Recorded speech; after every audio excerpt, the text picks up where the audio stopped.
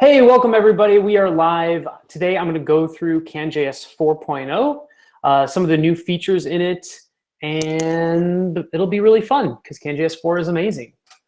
So let me get started.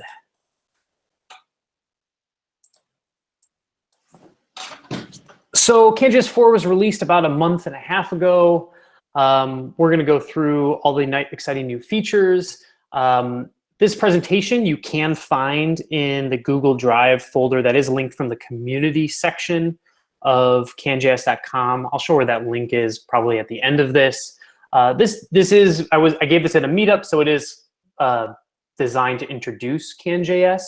The one thing you'll notice if you go to canjs.com right now is it states the who, what, or the what, why, and how of CanJS, and how we're talking about CanJS now. CanJS is a client-side JavaScript framework used to build rich web interfaces. I would also say it's used to build applications.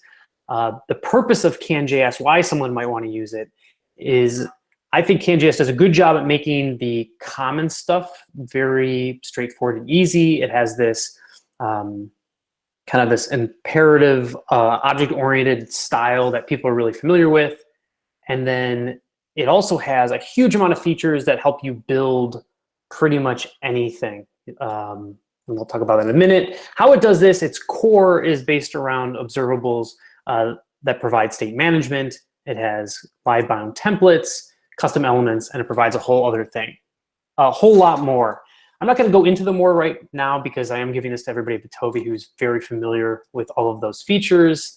So I'm going to skip over those parts. We're going to go through the new setup for a basic CanJS application, Hello World. We're going to talk about the new debugging tools, the value helper, and the decorator observables. I'm also going to go through a little bit of Stash and show some changes and how Stash has changed to simplify basically functions are functions. I'm going to talk about that in Stash and how it's easy to pass functions around. Please tell me if there's any questions. I'm going to go through this quickly because most of the audience right now is pretty familiar. I'm assuming is pretty familiar with CanJS. So CanJS's new setup is really straightforward. You can create a new folder, cd into that folder, npm, create a new node project with npm in it. Then I'm going to install CanComponent, CanDebug, and Steel.js as my module loader. CanComponent is for custom elements.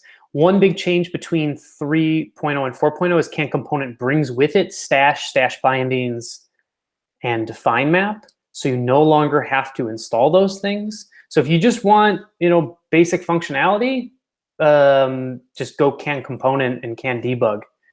That's all you really need to load. So having installed those, I'm going to create a index.html that will load my application. So this is the next big change of CanJS. In 3.0, you always had to somehow load a template, render that template someplace in the page. Now everything is component-driven. You can put one or more custom elements in the page that will later be defined, and when those components are defined, CanJS will mount those wherever they find them and kind of install a new component wherever you're putting those custom tags. So in this case, I just want a application. My app. It's going to be essentially a hello world. So I just put my app somewhere in the page. As I said, you can have multiple of these, which I think makes CanJS, because these are mounted by using actual custom elements in browsers that support it. It's using web components in browsers that support it.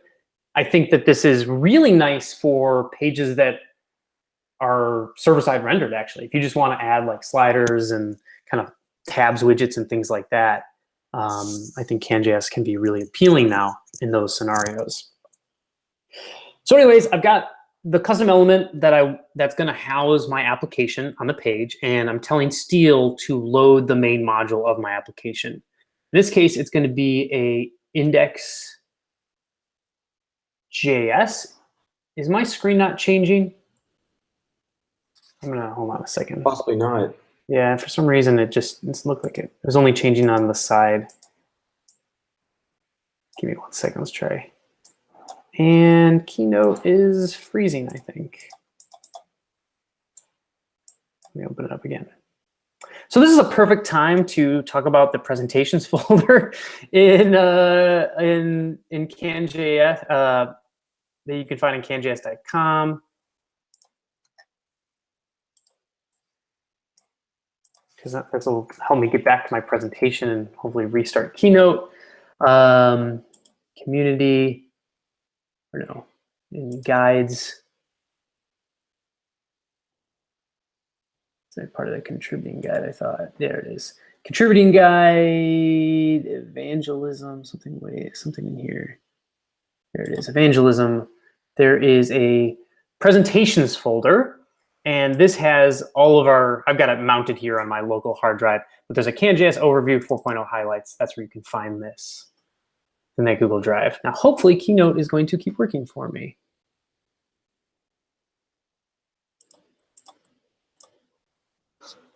All right, so I'm gonna go to the next page, and hopefully everybody sees a component. Yep. All right, so good, it's working again. Okay, so here is how I would set up, I would start an application now that didn't have routing. Wasn't really worried about the model layer. I just wanted to get something going. Here at the top, I've got CanDebug that is wrapped in comments that will make sure we don't include CanDebug in our production build. Then I I import component, and I extend component with the template that I want to essentially insert inside the my app tag, then the view model that has the data for the component. One thing you'll notice that instead of value, defining an initial value, it's default, although value will still work. So this will give us our hello world. Yay. So real simple steps, just install component, create a install component, CanDebug your module loader, put on your page your application component, define your application component, and it's also good to include CanDebug, as we're going to see shortly. So then you get hello world. So let's check out the debug tools. So this is, I think, going to be a big part of CanJS's purpose, is to try to help people understand how their code flows. It can be tricky to look at a page like this, even this hello world, and just know, like, where does that hello world come from? How does it get composed? How does it get put on the page? CanDebug, when you import it, automatically puts on the window a can object that has pretty much everything. It's actually a proxy to can namespace, if you're familiar with that. It's basically every single API in CanJS is exposed on this object. But this is a proxy, and it will warn you if you read any of the properties in it, because you shouldn't be. You should only be using it really to do debug things. Hey, you want to check the view model, that kind of thing. Because we want to make sure that people are importing their packages and not relying on this can global. But it is super handy to debug with. So in this case, I can ask, hey, this H1 element, what changes it? And Keynote is going to break one more time for me. Just keep trying here. Oh boy. Now my mouse is gone. Are people still there? We're still here. Okay, sorry. Yep. I don't know what's going on with Keynote right now.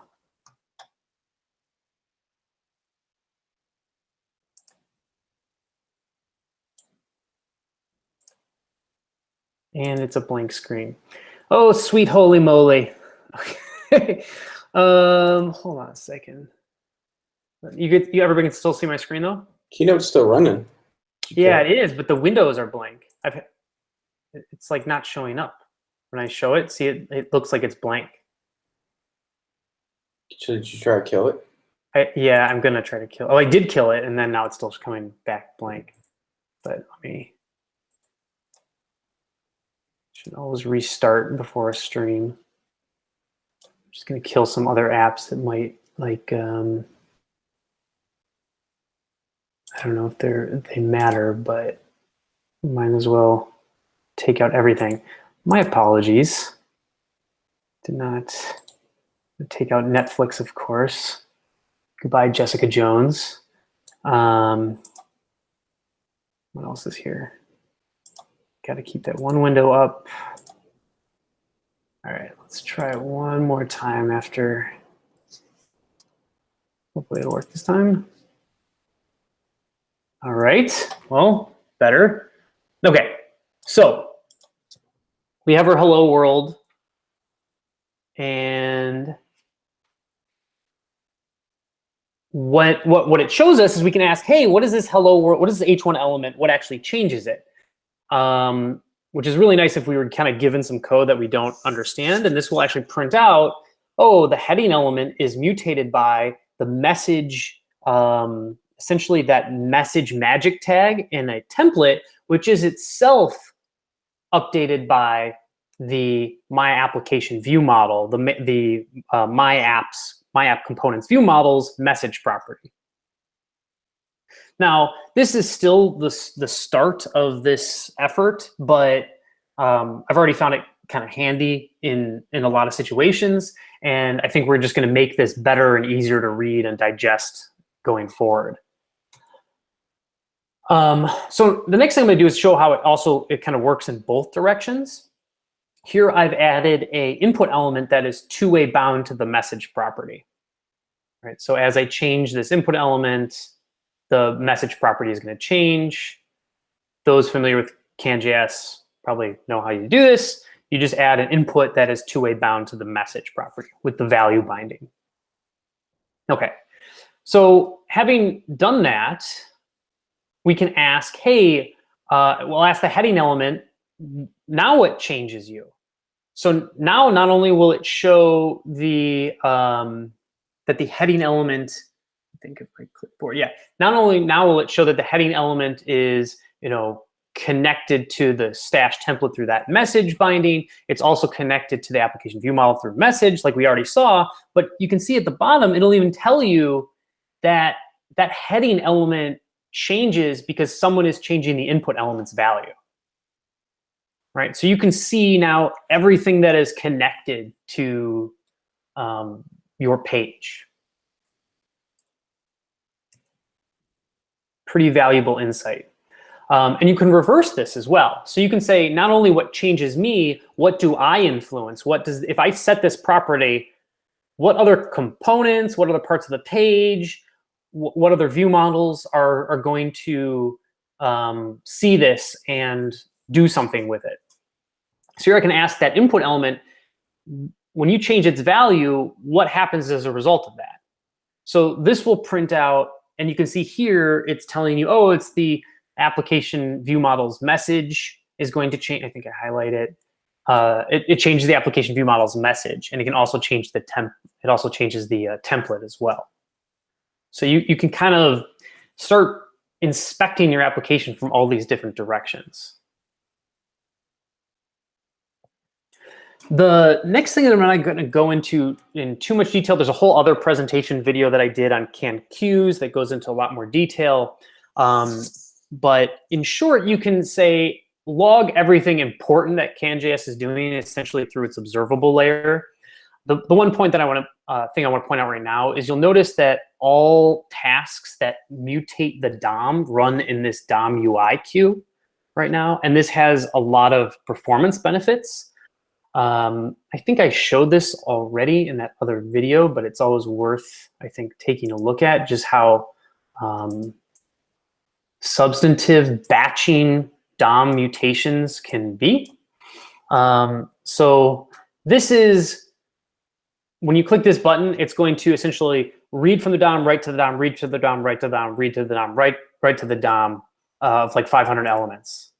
And you can see that takes about half a second to update them. This is something that you might do if you were like having animations be powered by Stash. And this other one, update queued, it essentially just uses the queuing system to read from the DOM all at once and then write to the DOM all at once. And you can see the performance difference is, like what is that, 100 times better.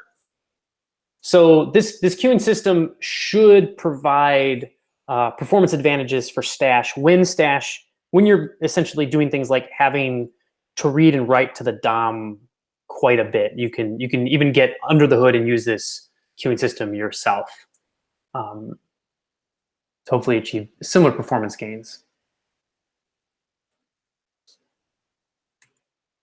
So the next thing I want to talk about is this value helper that was added for 4.0. CanJS has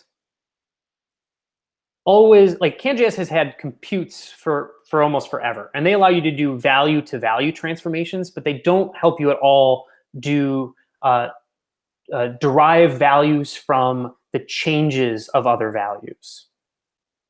So here, I'm going to show an example where I'm going to want to know how many times the message property changes.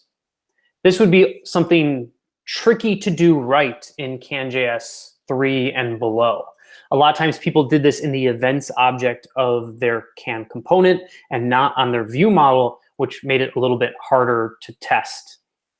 Because you always had to set up your bindings, and those could possibly leak if you weren't careful. Essentially, this new we call them property behaviors, like a getter, setter, type. We call those property behaviors, property definition behaviors, things like that. They define how a property should behave. In 4.0, there's this new value one that takes a resolve and that takes an argument that has basically methods on it, like a resolve method, a listen to, a stop listening method. And you can use it to listen to anything, but also other properties on your view model, and then you resolve with whatever the new value should be. So in this case, I can count every time message changes by listening to when message changes and incrementing a counter that we're keeping and resolving with that new count. So in a future training, by the way, I mentioned this from the beginning. I'm going to go through all of these things I'm planning to over the upcoming weeks and months, in depth on these new things in 4.0. This is just really an overview of kind of 4.0's highlights. So I'm not going to go into this too much right now, but if you find yourself using setters, using this new value behavior in this way, I think can be a big improvement. If you've got like just in this case, using a setter for message to update message change count, that's not a big deal if you were doing that. But if you had a whole bunch of different properties changing that influenced a different property, to invert it and instead make that property definition own, that property, I can look at that property and know exactly how it behaves with respect to all the other properties. That's much better than having to be omnipotent about like every other property's setter and how it's affecting, the message count, for example. Any questions about that?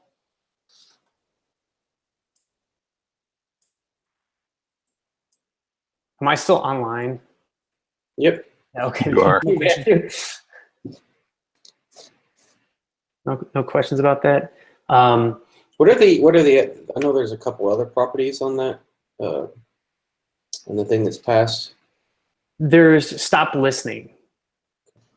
There's also last set. And there's last set, yeah. Last set is the last value that was, you can listen, it's a compute that essentially changes every time the value is set. So if someone were actually to set message change count to a new value, they wanted to reset it to 0, you can handle that situation. So yeah, it's the nice thing is this is also cleans itself up nicely. If once message change count is unbound, anything that you've listened to will automatically become unbound. You don't have to stop listening yourself. Okay. May I ask about this? Sorry. Oh, go ahead. Yeah, so I just wanted to ask, so we do have the stream API introduced for the properties, and this example looks more like a streaming event related. It is exactly that. It is just a very lightweight built-in version of that. You know, so would we recommend using this, like as a best practice, using this approach versus like getting into streaming API? To me, right now I'm not prepared to give really guidance on that either way. I would say that if you're building an application and you can, you know, I think there's a lot. It's like one of those things where it's like, I think that this is good enough for like 90% of use cases that you're going to find. But there might be these other complex state transformations and where a bigger streaming API is really, really helpful. Or you're just really into streams and you've gotten good at it and you want to use those and you think your team can handle that, then I would be fine with like using either Kefir.js straight, or you go, if someone wants to integrate RxJS into the, like, can define RxJS. I'm okay if people use those, but I guess the only thing I would recommend is I would use this for like if it's sparse and it's like, okay, here or there, this is good. You don't really need the full power of what a streaming library provides. Okay, thanks. Makes sense. And I was going to... Go ahead, James. I was just going to say that this also has the ability for you to provide a function that executes on teardown. What you were saying, when message change is unbound, it automatically cleans up the listens to. But if you were to return a function from this value function, that function will be called, and you can do additional teardowns if needed. So if you set an interval, you could clear interval when it's torn down. Yeah, there's actually an example just with connected callback in this presentation that will show that, but essentially what James is saying, the way I would expand on what James is saying is that you can use this to bind and clean up things that are not just CanJS related, which is also really handy. Like an interval calling, like you wanted to set up a timer, you wanted to make a message change count change every second. You can do those kind of things. So yeah, one other reason why I liked it and why I wanted to add this was because streams have like 50 different, like a Kefir.js or RxJS, they'll have like 50 different helpers, which are all really nice and very powerful to transform streams between each other. This I like because it is a little bit more simple. There's, resolve and listen to is mostly just what you need. Now, it does mean you have to write more code, but there's a little bit less to have to learn.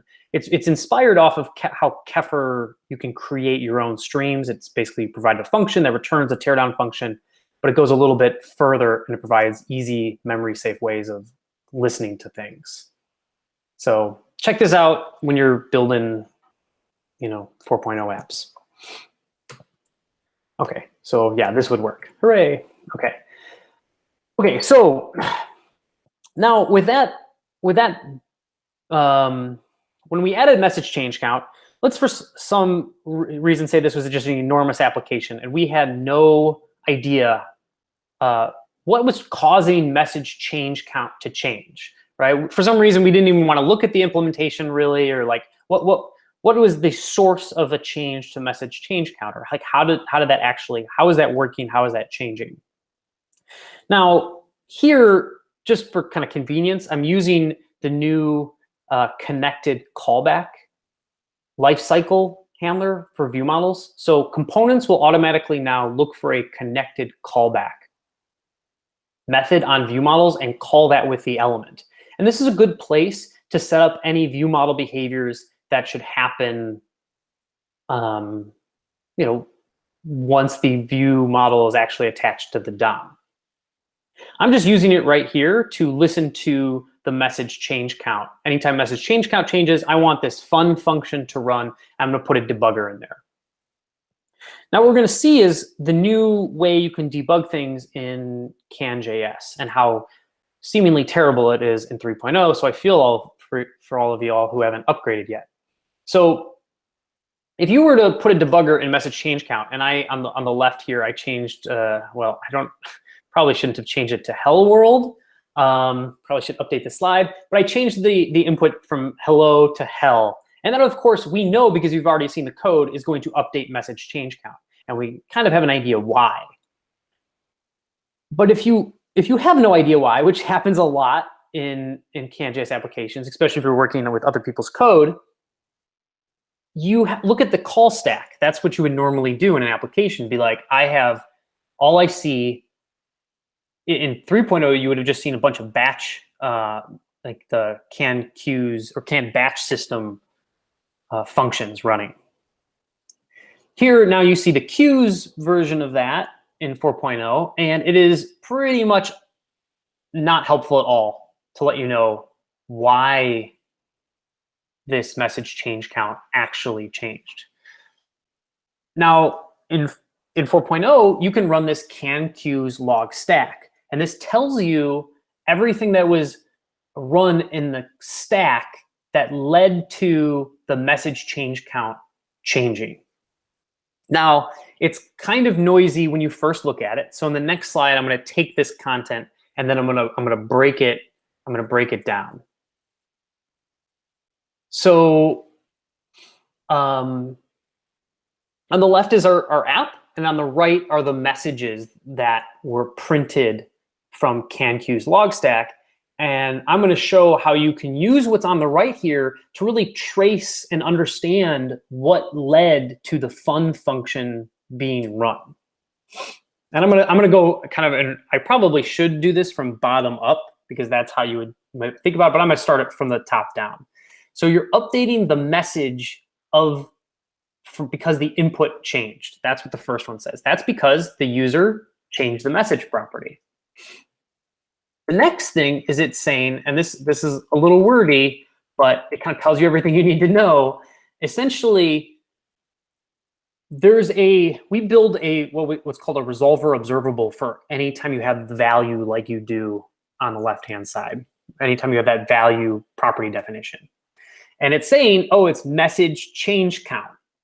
And what it is, it's the handler that was run that is listening to when the app view model's message property changes within the resolver observable built for message change count. So really what it's saying is this listen to's callback function, that's what was run, right? This kind of shows you your user code that was run. It's that handler that was run that was listening to message on the application view model that's part of the message change count resolver observable.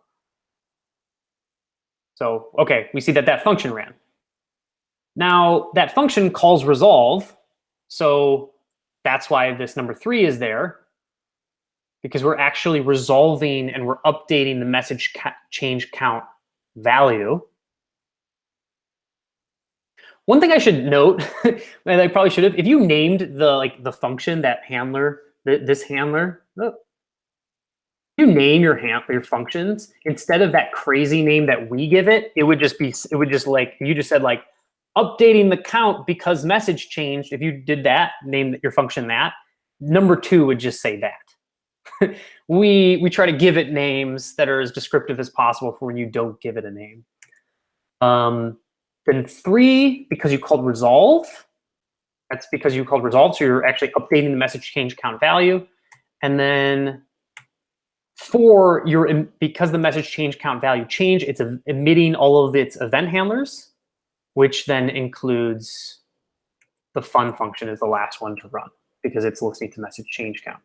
So now, granted, this is tricky to look at and to translate, but it's going to get better and easier. And the other thing I should point out that I probably should make a video of, all of the functions, all of these things that it logs, you can expand those objects, and you see how I can't unfortunately show my mouse, but it has like fn:/ff. Like you can actually reference the actual functions that's running and just show function definition, and it will take you to the function. So if it's not obvious which function it is from the text, which obviously it might not be, you can always get to the function very easily and go straight to that function. Be like, okay, well, I see how, why this is related to the message change count property changing. So, when people have bugs, please just give this a try, the log stack, and check out the functions. And I think at least Kevin and I find it crazy helpful for when I'm trying to debug CanJS problems. Okay. So with all this information, we're eventually working our way towards a CanJS 4.0 debugger tool. We've already made like kind of fancy graphs for it, and I'm going to show that off right now. So if you wanted to know everything that related to the H1 element in this application right now, you can call CanDebug draw graph, and this will create a pop-up, a new tab, and you can see I've got the HTML heading element highlighted on the left, and that is connected to the app view model message property, which is above connected to the message change count, which to the right, and then it's also connected to the right, the HTML input element. So here we actually have a picture of our application, which is, again, it's not super clean yet, but hopefully with time and designers' help, this will make it very easy to understand the nature of a CanJS application. Any questions there on the debugging tools?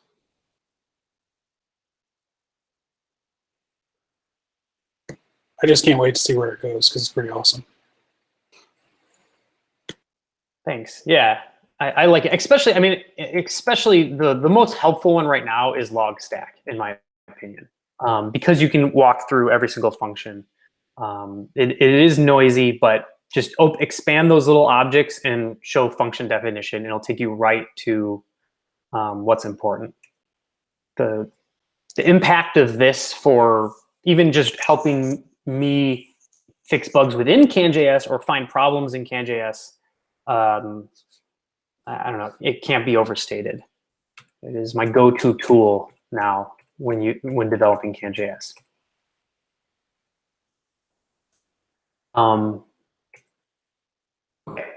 So stash, simplified stash, functions are not functions. So let's say instead of message being two-way bound to this input element, I wanted to have another component that is going to produce greetings. And I want those greetings to actually be the messages that we're going to put next to world, right? So someone else, I'm going to actually show the component, has created this greeting maker component. And what it expects is a function that it will call back with the messages, well, from its perspective, the greetings that it is producing. And I want that to update the message property of the view model. So now in CanJS, if you've done CanJS 3.0, you know how annoying passing functions around can be. Now in Stash and 4.0, functions are just functions. You have to use parentheses if you want the function to be called. There's no implicit calling of functions. So you just say, hey, I'm going to pass this update message property, and onGreeting gets that as a function. Or greeting maker gets that as a function. So to just show how to implement this greeting maker, here's an example of greeting maker. I'm using the connected callback to know when this is in the page. I'm going to essentially randomly select a greeting from up above, and I'm going to call the onGreeting method that someone passed every second. And then just like James was alluding to with the value helper, you can return a teardown function within connected callback. And in this case, I want it to just clear the interval that I created. So this is how you might implement one of these in 4.0. And that's called automatically when the element's removed from the page? Yes. So this is really, you know, if those folks here who are familiar with React, this is how, I mean, this is the majority of how you communicate state from child to parent. The parent passes the child a function. The child calls that function. So now this form of communication is very straightforward in 4.0.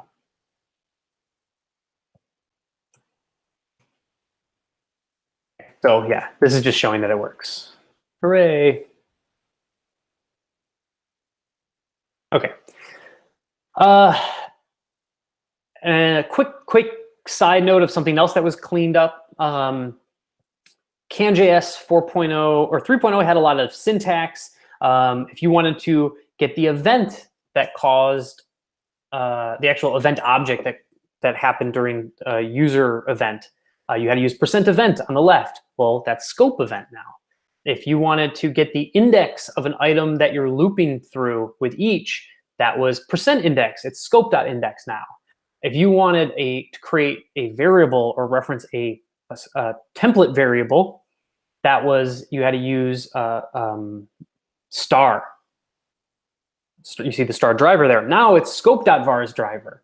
So one thing we try to do is simplify what you need to know to be effective at Stash. If you are looking for something odd, chances are it's in scope now. And we've kind of put everything in there and try to make it much more obvious, eliminating a lot of the special syntax and characters in Stash. And I do think the code mods all change this stuff for you. So I think that's good. Kevin, it does, right? They do. Yeah, they do. Yay, good job. The last thing that I'm gonna talk about is the new proxy-based observables that are part of 4.0 and that are usable. I still recommend using define map unless you're curious and adventurous, which I also recommend being curious and adventurous. So that's kind of a contradiction, but you know you and you do what you think is right. These class and proxy observables, well, A, they use classes, which is nice, kind of modernizing how we extend and create our own types. And the second thing is they use proxies to enable any properties to be added and deleted at any point. So this is how you might create a person, but notice I'm not defining the first and last properties. I'm just making a full name getter that it would become computed. I don't have to do anything special to get first and last to actually work. So you can use these as a replacement for the view model of components, if you so choose. We already know how you can pull out the view model into its own define map, but of course you'd have to define the message property if you were going to be doing things with the message property in your template, but you won't with observe, because when that two-way binding of that input actually tries to change the message property of the view model, it will say, okay, that's fine. I'm observable. I can handle that no problem, and I'm not going to complain at all.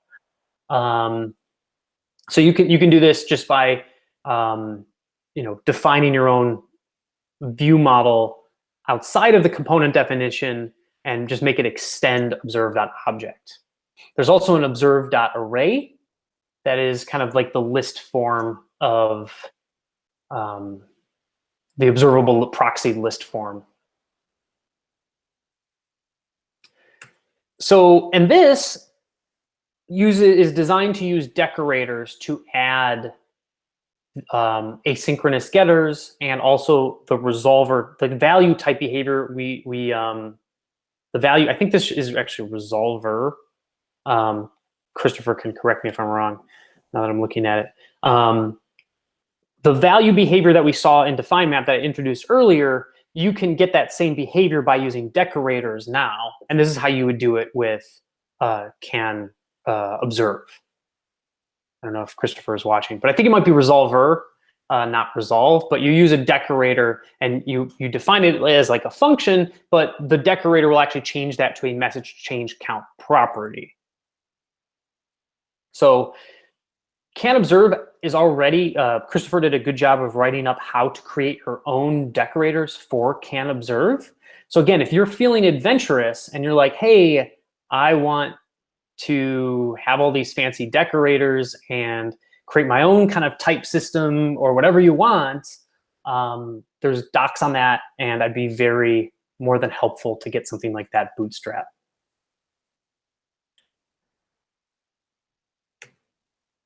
Okay. So Can I ask a quick question about the scope vars? Scope vars, yes. Is that just like essentially a template or a view model that's fully observable, everything that's just not sealed, and it's just in the scope of the template of the view? Yeah, that's exactly what it is. Yeah. Awesome. It's just a simple map. Sweet. Yeah, it's just there if you want, like, if you have children and you don't want to have to create the parent property because all you're doing is facilitating sibling to sibling communication. Exactly. Yeah. The shorthand for Sweet. that. Awesome.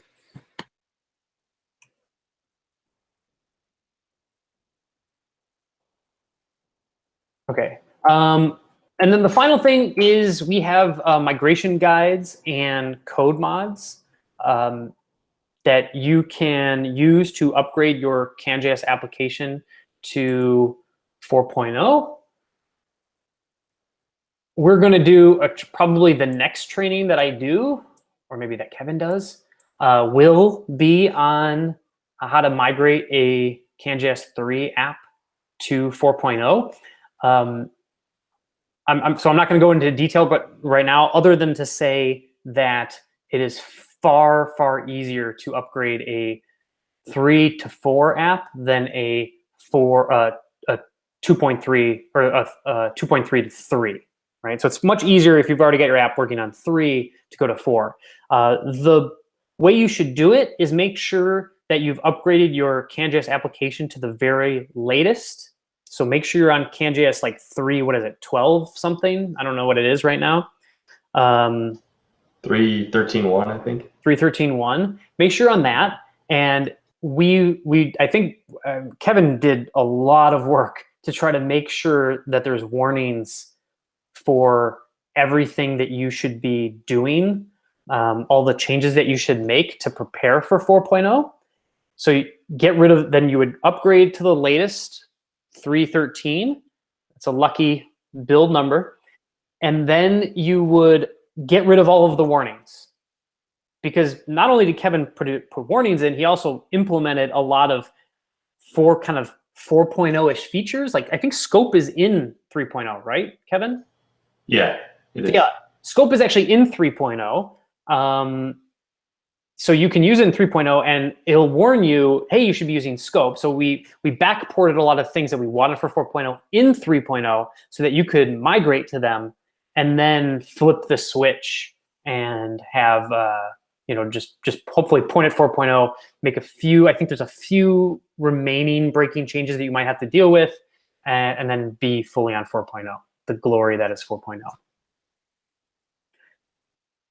So that is it for now. Any questions?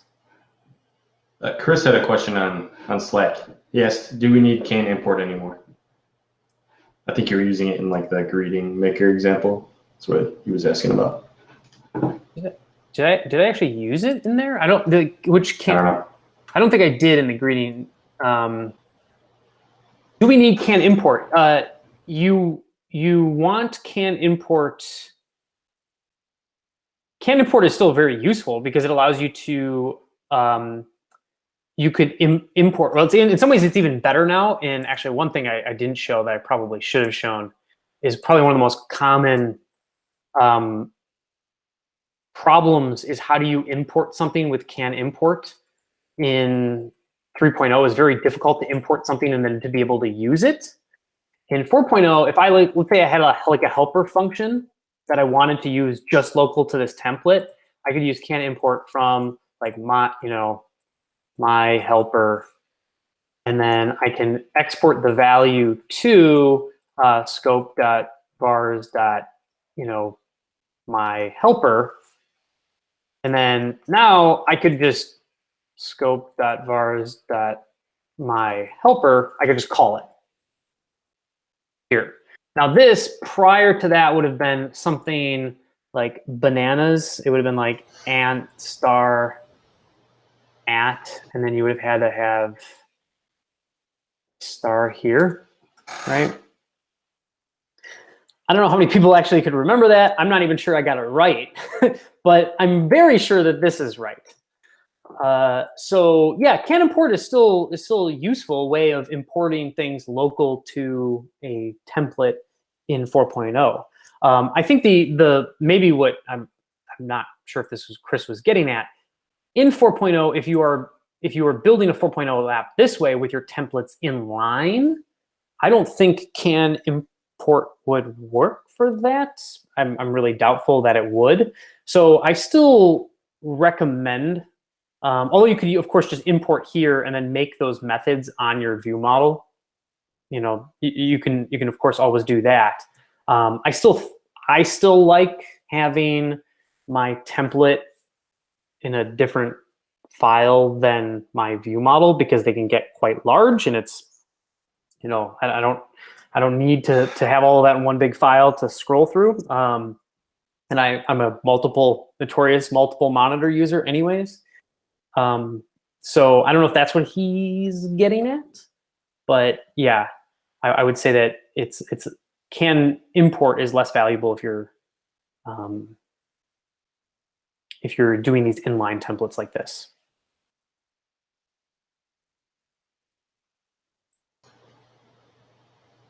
I have a quick question. Yeah. Mark. Can observe, is there a function I can export, maybe use as a decorator to ignore observables on certain properties? So if I wanted to just a helper function inside my view model, but I didn't want any observations, no bindings to attach to it, etc. Not present. There is internally, there is a flag that you essentially add things to like a weak map, and that makes it so that it will not become observable. I don't know if it's definitely not documented. I don't know if it's exposed. My guess is that it is, because it's used a lot of places to set up that behavior. Yeah, you're looking for like the type any kind of thing that can define has. That's not there right now, but it should be possible to make a, that would be a really good issue to create for I would even have that as a built-in decorator. Yeah, I'm looking basically for opt-out observation. If I'm extending object or observe.object, I'm already opting in to observation, but there may be some things that I want to make sure are not observed. Yeah. One thing for this, Christopher and I have been talking about this, and Brad too, is I think that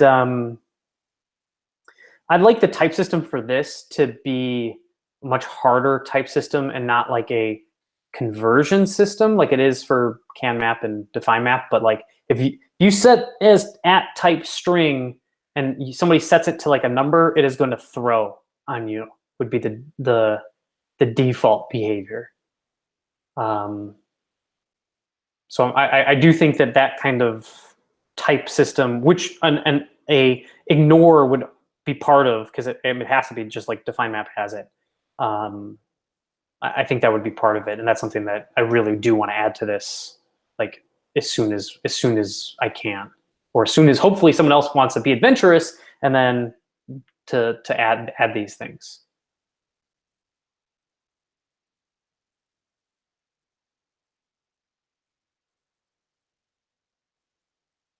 So now that people have gotten the lay of the land, what trainings do people feel like they want to see the most? What do they want to learn about the most going forward?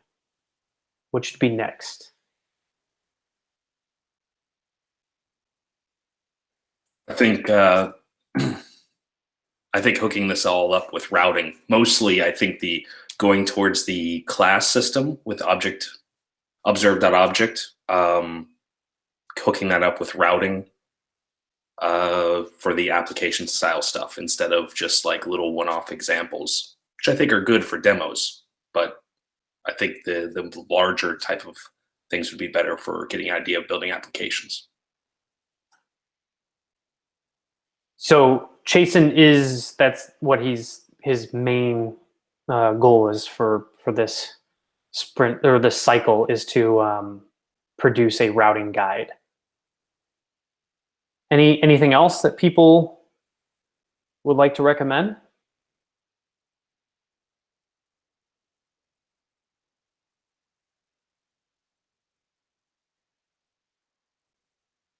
So mine will probably be like a migration. That's what I'm looking to work towards next, is a training on how to migrate with examples and encountering problems and that kind of thing. Cool. Well, are there any other questions before we depart?